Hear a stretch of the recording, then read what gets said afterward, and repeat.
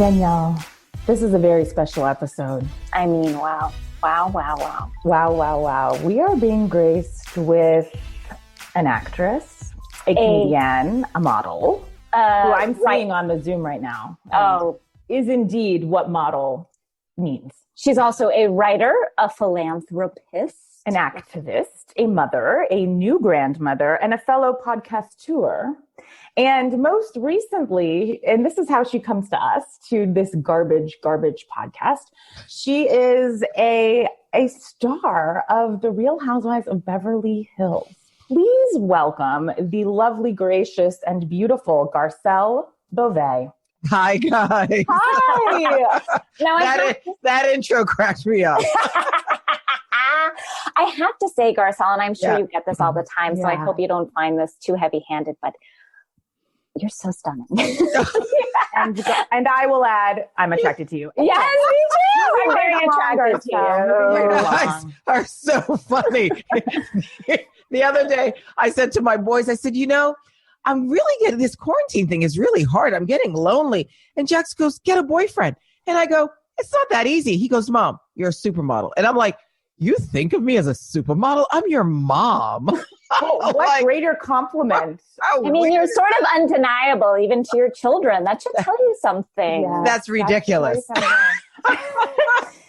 Garcelle, before we start, and we talked about this earlier, we just want to very briefly and quickly apologize to you once more for a guest's comments that he made. We try to have fun here. A line was crossed. You are so humble and gracious to come and have fun with us, and we so appreciate you being here. And so we just wanted to apologize again formally and just Thank you so much. I mean, thank you. You can't, control your guests, and I completely accept. We should have tried to control more. We have responsibility. I accept your apology, and he was just a jackass, and that was a jackass thing to do, to pick on kids. So I'm over it, but karma's a bitch. Okay, look, if you said it here, you've said it here, and we're not gonna try to control you today, though. No, we won't. We want you today to let it go. No, but we appreciate you being here. And if we have to apologize for you, we will. Absolutely. But thank you for being here, Garcelle. Okay, we're gonna jump right in. Okay, you've had such a career, and a lot of housewives, with love to them, they don't come to the show with the pedigree and the cachet that you come to it. Candy Burris on Atlanta comes with a full career. And I'm just so interested to hear from you. You're born in Haiti. You come here. You're a model. You get on all these hit comedy shows. You're in the movie Coming to America. The star of sitcoms. And how do you tell us a little bit about your career kind of pre-Housewives, the highlights for you. I know it's a large question. Yeah. And then also NYPD Blue too. That was iconic really amazing. Show. That was such a great show. Like you said, I started off as a model in New York. Then when my older son, Oliver, why am I laughing? No. We moved out here when Oliver was 6 months old because we thought we didn't want to raise him in Manhattan. We wanted to sort of, try my hand at acting and see how that would go. So we moved when he was 6 months old. And I'll never forget, we took him to a pediatrician and, Oliver is 6 months. He's drooling. And the pediatrician goes, have you thought about schools? And I was like, he's drooling. Are you crazy? I didn't realize that in LA. Exactly. They have to my daughter was in the womb. My daughter was registered for a class in womb, like a baby's first, and we were on the wait list in womb. Exactly. Of course. It's LA. So anyway, so then the transition started happening. I was still modeling, but then I started getting auditions for Models Inc., the Jamie Foxx show, which I ended up getting and doing. We did 100 episodes of that. And I remember the night we were shooting the 100th episode, I had planned on taking a trip to Jamaica with my girlfriends and just to R&R and Oliver and just go. And then I got a call saying, NYPD Blue, can you audition? And I'm like, I'm leaving town, which is crazy because as an actor, you don't pass up an audition because that might be my last job. Yeah. Right? So I was like, is there any way they can see me first thing in the morning? They're like, yeah, it's only one episode, but it's such a great show. It'd be great to put on, to have on your resume. So I go in and I read for Stephen Bochco, who I fell in love with. I loved him so much. And next thing you know, I booked the job, and then I became a series regular, and I did 4 seasons, which is crazy. That just doesn't happen, too. No, it doesn't happen. And I went from Jamie Foxx, which is sort of like an improv, because we would rehearse during the week, but when the audience came, he was so excited by the audience. It was like doing improv. You never knew if he was going to stay on script, not stay on script, and then go to NYPD Blue, where you couldn't change to a the. Like the scripts were like Bible. Wow. And so that was a whole other mindset. But that's what's interesting about your career is that you've done, not too many people do comedy, specifically improv and that type of work, and then can realistically go into like a cop drama. I mean, I think, and then go and go to decline a retreat of Teddy Mellencamp's. You have had a career. An illustrious career. Hell was that invitation? Okay, that was the worst. You're a hero because everyone else, she was like, you can come, you can't come. And everyone else was like, well, what are we doing? You're like, great, thank you. I won't be coming. I appreciate it. You took her invitation to not come seriously, and we appreciated that. I did. I feel like, we all have busy lives. We're moms with whatever career, blah, blah, blah. So if you're asking me to take some time out of my life to come and support you, which I would gladly do. But if you're going to half-ass me, then I'm like, nope, you know what? I can't.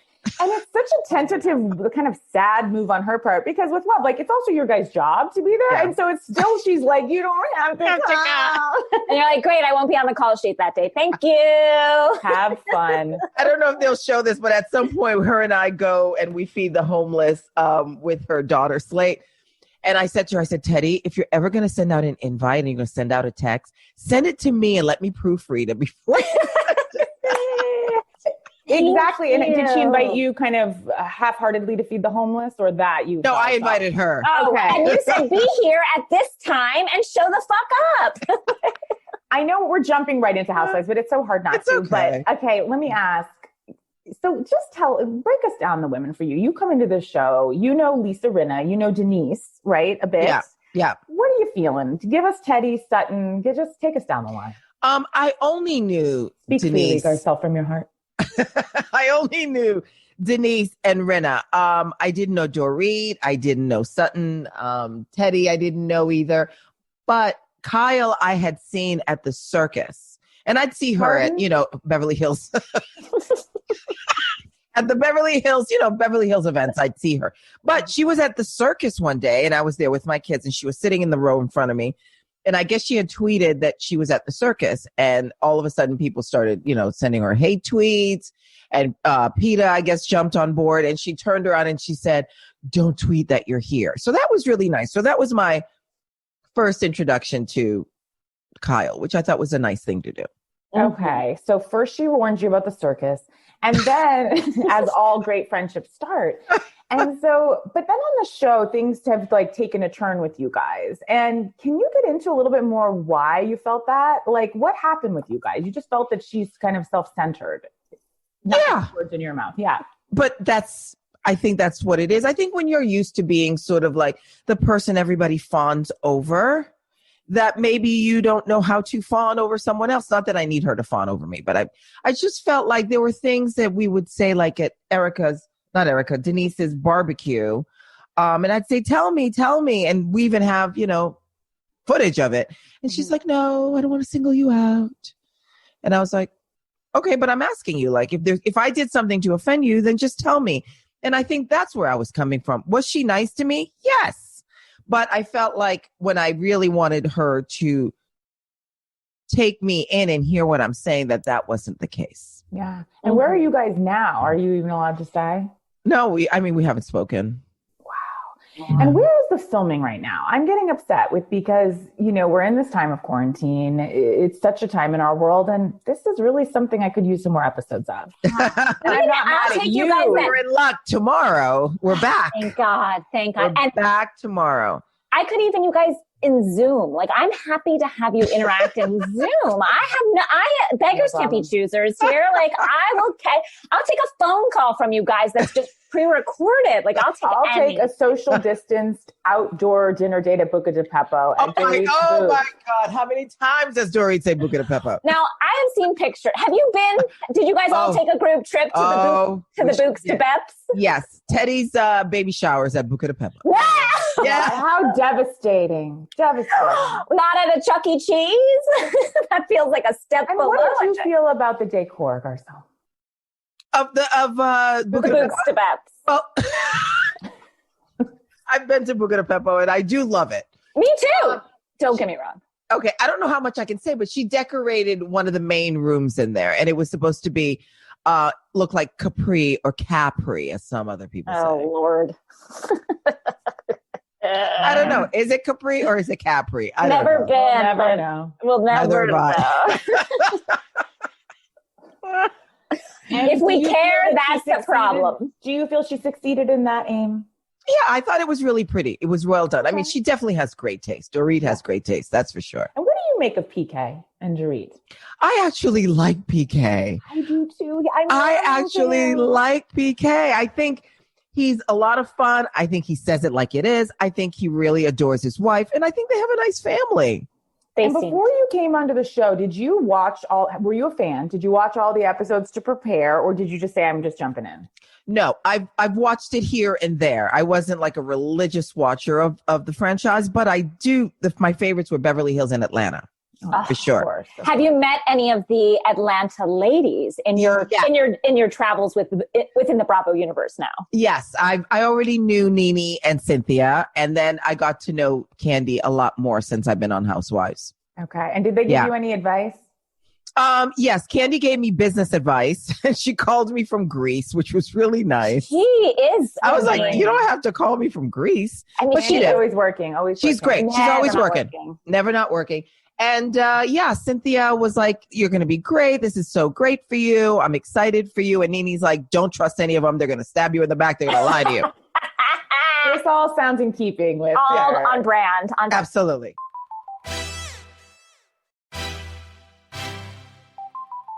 Now, I have a question. Because you are such, you have really traversed every sort of avenue of this business, and you have these iconic shows under your belt and iconic movies, Spider-Man, Coming to America, 1 and 2. Yeah, coming up. I lived long enough to be in 2. Well, still. What an achievement. Congrats. What goes around comes around. Yeah. And when they came to you, did Andy Cohen come himself? Did Bravo come to you? What was your first reaction? How did they come to you? What were your carriage? Yeah, they really had to kiss your ass, because most of these, you know what I mean? Like, they're getting someone who's already such a well-known person. They had sort of, like, a few years ago, had interest, but my kids were younger and I really didn't think it was for me at the time. And then this time around, my manager called and he's like, there's interest in you in Beverly Hills, but we're going to pass. I just want to let you know. And I was like, wait a minute. Let me think about this. And the main reason for me at first was it shoots in LA. Mm-hmm. So many times last year, I felt like I was never home. And I didn't even think my kids, paid attention. But I was like, I'm going to miss the first day of school because I'm shooting this. And Jax would be like, you missed 3 years in a row. And I was like, wow, I didn't even realize you cared. Yeah. So things like that. And then I thought, why not do something different? Like you have said, over the years, I've done so many different things, from writing books to producing to, I like to switch it up. I get bored. And I feel like as an artist, you can't really wait for the phone to ring. You sort of have to create things for yourself. And now more so, people are open to that. It's not like, oh, you're just an actress. You can't do anything else. So I think that opportunity lent itself to me going, I'm a businesswoman also. This is really smart thing to do. And I get to be home with my kids. So all those things played and I like the franchise. Yeah. And I thought it would be fun. Did you have fun? I did have fun. What the part that I have the hardest time with is now that it's airing. Mm-hmm. Now that it's airing and people can weigh in and people are taking sides, Team Kyle, Team Garcelle. And I just feel like, just enjoy the show. Like, just sit back, have snacks, have champagne or whatever, enjoy the show. And hate you all. No, I'm kidding. Well, as God intended. Well, that's what I love about the show is that, again, as I was saying, we feel like we're friends with you guys. Like you're our group of friends, the audience is friends. And so we can talk and we can discuss and who's wrong and who's right. But at the end of the day, it doesn't really matter as opposed to like politics or something like that, where you're like, oh, I'm never going to talk to this person again. Right. You can agree on an issue that happens on these shows and we can all go to bed friends. So I hope that like when people tweet at you or whatever. You've been very well received. Yes, you've been very well received. I have been. I have to say that. I'm going to give a word to you that normally, I will be totally honest, I don't love in a housewife, but you've made it glamorous, which is being normal. You're just a normal human. It's quite rare. You know, we'll have a normal person here and again, but you're also fun. Okay, I want to ask you about two quick things. When you went to Erica Jane's Pasadena house, did you feel like you were in Weekend at Bernie's? Oh my God, that house is everything. First of all, it's like the gates open and it's like, I don't even know, it's an out of body experience. It's so opulent and large and it's just a lot to take in. Like you need a couple of visits. It's like the museum. Yes, that's go back. You have to go back. And did you feel Mr. Girardi was like in a wax museum? No, I like him too. I'm also attracted to him. Really fun. I'm attracted charming to Mr. Girardi. Me too. He's charming. He tells great stories. He's got a nice smile. I like that kind of stuff. Yeah. I don't want a guy who's pompous. I love Erica. Yeah, you guys seem to have a nice bond. I could feel a real relationship between you two. I really liked her. And what I was interesting in watching the show, she's, you know, she can be cold and people call her that and she can be guarded and I get that. But I felt like when we had breakfast that morning, I saw another side of her immediately, which I thought was really, really cool, that she put her guard down and she felt emotional. And I thought that was awesome. I did too. I liked that. And what did you think about Sutton and her fashions? Oh, come on. I mean, you can have all the money in the world and you can spend it wisely or not. So upsetting, so devastating. It is. I just feel like there's different fashions to be had. Do you think Sutton will come back? Oh, yeah, why not? Why not? I mean, she was supposed to be a full-fledged housewife. I mean, we did the whole thing with the diamond and all that. And what happened? Something about her family, or she wouldn't open up about her husband or something? I think her kids weren't allowed to be seen, something like that. I don't know the full story. Yeah, I see. I mean, she got a lot of hate from, you know, Rihanna's people when she didn't know who Fenty was. But, you know. That was tough. We live and we learn.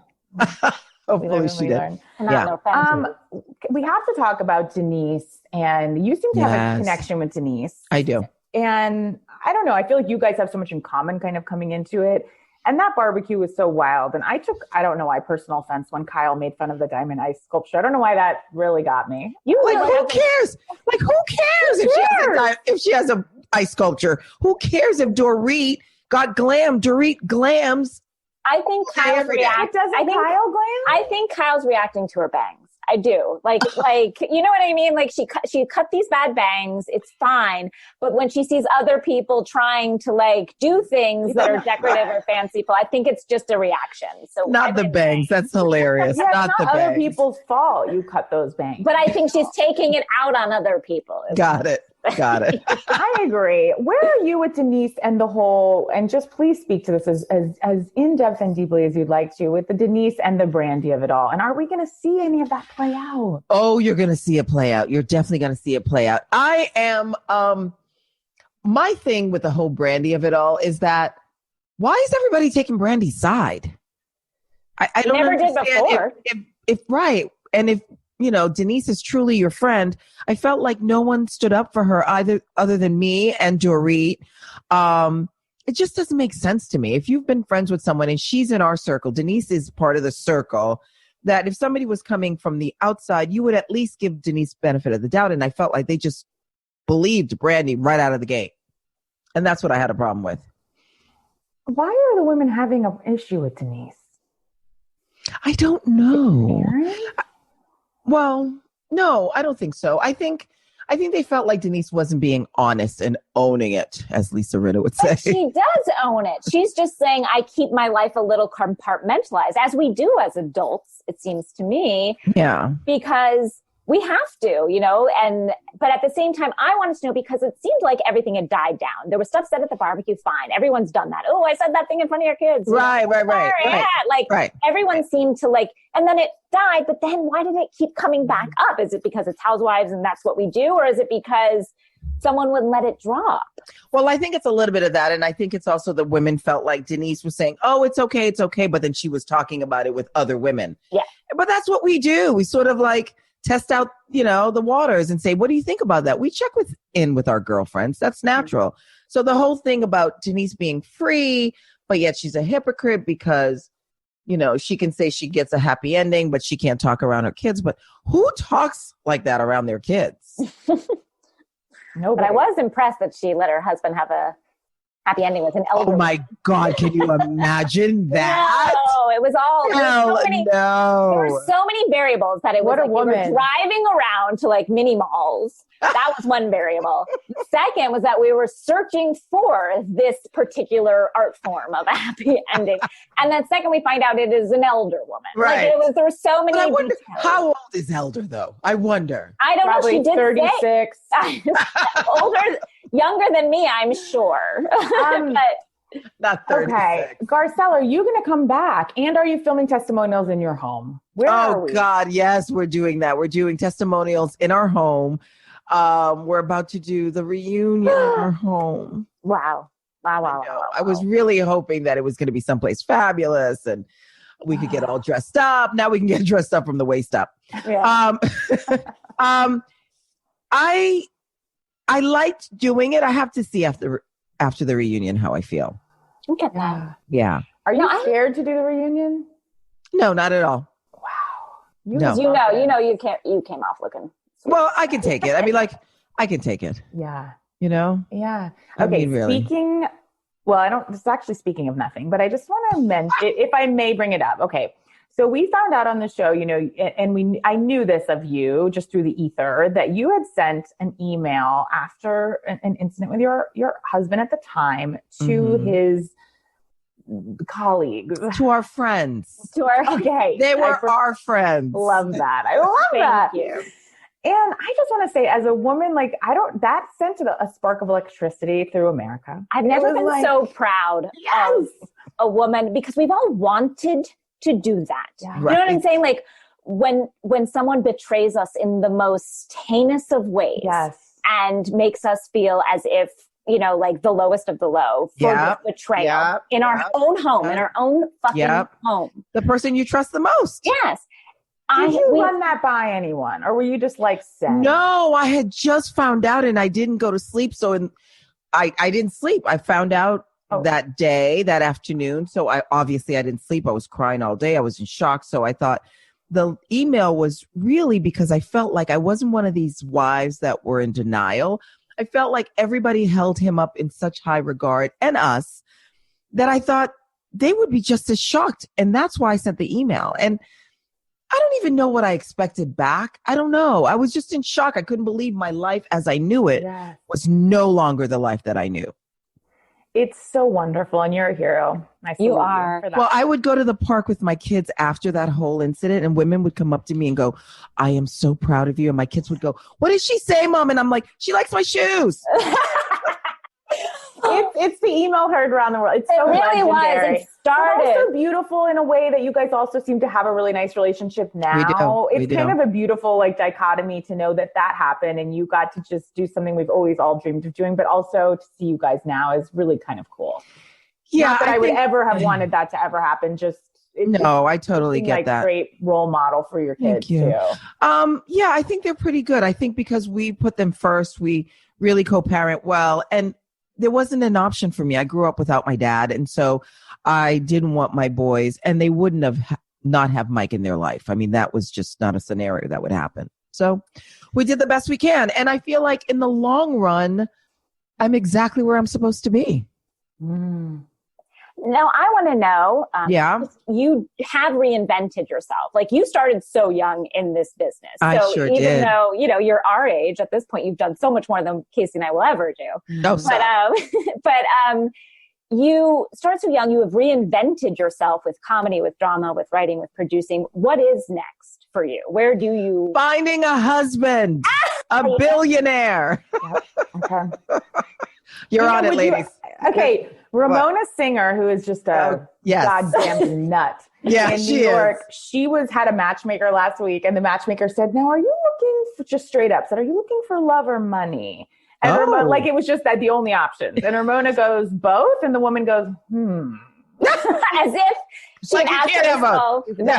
As if she had asked her to solve like some equation that just like even Goodwill Hunting couldn't do on the board. Like, okay, now we've been listening to your podcast, and you have said a few men that you're into, and I'm loving this range of men. Okay, first, the brother team that is Andrew and Chris Cuomo. Yes, I did say I need a Cuomo on my vagina. Your vagina is Cuomo-less, and you need it to be felt, and I get that. You want them to Cuomo all over you. And then you guys are insane. Yes. Oh, I know. I'm so sorry that you have to lower yourself for this. And then I hear, but this will lead us into your podcast, because your podcast, tell us about your podcast, but also it's come to light that you perhaps dated Larry David. I went out one time with Larry David. I need to know. Okay. My podcast, Going to Bed with Garcelle, is what I used to do once a month. I'd have friends come over my house, and obviously when I don't have the kids, and it would be girls. Sometimes I'd do couples. Sometimes I would do an eclectic group. So after every time we talk about sex, we'd drink, we'd gossip. And at the end of every time, somebody would say, "This is a show. Why aren't you doing this?" So quarantine happened, and I thought, okay, let's do it. So it's always a celebrity and a girlfriend, because I feel like I want, different ideas, different, lifestyles. So it's been really fun. But in doing this podcast, as I'm sure you know, you reveal so much, and I reveal a lot. And then I wake up at 3:00 in the morning, panic, going, why am I talking so much? Every time. I never don't wake up in sweat. I mean, you've seen, we've bungled more things than you can imagine over here. It's because you're also just free talking, and and you're drinking. We drink. Yes. God, that is courageous to do. Sometimes we have some Ambien, like things happen. I'm like binge eating a tray of the mini bar. Okay, wait. And then you also said you had an interest in Michael Rappaport. Oh, I love Michael Rappaport. Okay, so what I do. He has like a problematic rap sometimes. No, yeah, he does. Okay, at the end of my show, we always say, who do you want to go to bed with? And it's usually not sexual, but who do you want to highlight? Who made you smile? Who made you laugh? Who inspired you? So the Cuomos was one night, and Michael Rappaport was another night. Yeah. I also said yesterday that I wanted to be a hoe, because I'm going to go to bed with anybody who wears a mask. Oh. But that's very hoish. That's a lot of people. Would you go to bed with Casey and I? Because as we said at the beginning of the podcast, we would definitely go to bed with you. Yes, I would definitely go to bed with you. We will wear masks. Okay, good. In bed, out of bed, whatever you wish. Around you. Fantastic. Okay, and so Larry David. Tell us everything. Danielle, we're not going to say a word. So I was on the show, and we hit it off. I love funny people, right? And so I went to a party, and I would see him at different parties. So one day he said to me, "Would you go to dinner with me?" And I said, "Yeah, sure." And I said, "Let me give you my number." And he goes, "Just tell me and I'll remember." And I go, "No, you won't remember." And he goes, "Yeah, I'll remember." So I tell him my number. And then, the party happens. People come up and talk to me, talk to him. So we spread apart. So I see him from across the room, and he mouths my number. So he remembered. Kind of a baller move. I like that. It was very funny. So anyway, we met for dinner, and he complained that he had to get on the 405 and come to the Valley. So I was geographically unattractive for Larry David. Did you have laughs, or did you feel like you were more friend? I mean, we had laughs. He's so funny. He's so funny. I did his show, and I was just laughing so hard the whole time. It was almost a little embarrassing. It's unbelievable how they do that. I mean, the fact that was the best job ever, because you didn't have to go home and memorize any lines. Oh, nothing. Right. That was the best. Guy will get away with so much. I agree. Yeah. And girls like funny. Yes. Oh, we do. And so are you dating in the time of Corona? And I know you touched on this in the podcast. No, not dating during Corona. I don't even know what it's going to look like. I mean, am I going to take their temperature when they show up at the door? Or am I going to ask for a COVID test? Well, if it's Chris Cuomo, he's already had it. So maybe he has the antibodies. Antibodies, he can give him. He's married. I don't want to go to bed with him like that. And if it's Larry David, he's masked up, gloved up. He has taken every precaution in the world. Yeah, so you don't have to worry about that. He'll have a hazmat suit. OCD guy. Yeah. Right. You did a friend of our show and were amazing in it, and they wanted to shout you out. One of our closest friends, two of our closest friends in the world, Jessica St. Clair and Lennon Parham, have a show called Playing House. They're very close friends of ours. Yes. And they said about you, Jessica said, "Oh my God, she was the classiest, most beautiful creature we have ever encountered. And she brought such intelligence and grace and warmth to the role that she was so special to us. She delivered our TV baby." Oh my God. First of all, they're so talented. Yeah. They're beyond talented and couldn't have been nicer. And it was just a really great set. Oh, I love it. Yeah. Okay, Garcelle, we want everyone to listen to your podcast. Tell us where we can find it. Apple, Spotify, anywhere you listen to your podcast. Go into bed with Garcelle. And I love to see my favorite person in your orbit, Taz. Oh. I'm obsessed She's with so Taz. fun. The minute my eyes laid on Taz, I said star. Did you? Yeah, I did. She is so fun. She really is. She's got a lot of jobs. Yeah, I mean, we all have to nowadays. Yeah, wearing hats. And lastly, how are you doing during this quarantine? Just to kind of wrap up, I just want to get current with everything that's going on right now. Where are you at, your spirits? And at first it was really hard for me. It was really, really hard because I'm usually on the go. So for me to sit still and, after, decorating the house and rearranging closets, you're like, what else am I going to do?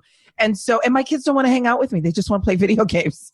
So, but now I'm at a better place. Now I get it and I'm enjoying it. And I go out for walks, or I'll go for a drive, and I'll go to Home Goods every now and then. I'll meet my girlfriend at Home Goods. I love Home Goods. It's Casey's favorite place in the she talks about it all the time. It's so fun. It's so fun. But but I'm doing better.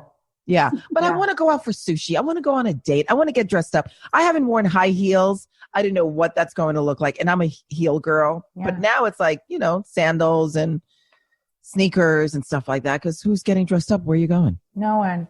One final question, and it's just an important one, and we touched on it, but do you like Teddy? She really rubs me wrong. Yeah. I like Teddy. Okay. Right. Wow, Garcelle, you're a better person than me. Yeah. You know what? Look, she does philanthropy. I like her not for this show, if that makes sense. Oh, really? Where do you see her then? Well, not on TV. Oh, damn. Well, no, just as a nice, normal human just living her life. A nice woman. Her fitness, and that not not on earth. Just she to me seems just like a nice, normal person that she's not capturing she's not in the pocket. Not lighting up the screen. Gotcha. Okay. But thank you for us to end on that negative note, but we love you. I love you guys. This is so fun. Thank you. You lifted up my morning. Thank you for doing this. You're so wonderful, and we really appreciate it. And it was so nice talking to you. You too, and keep it up. And we're going to take you up. We're going to be at your door masked in lingerie very soon. And ready for anything. Love it. Bring a Cuomo. We promise. One Cuomo.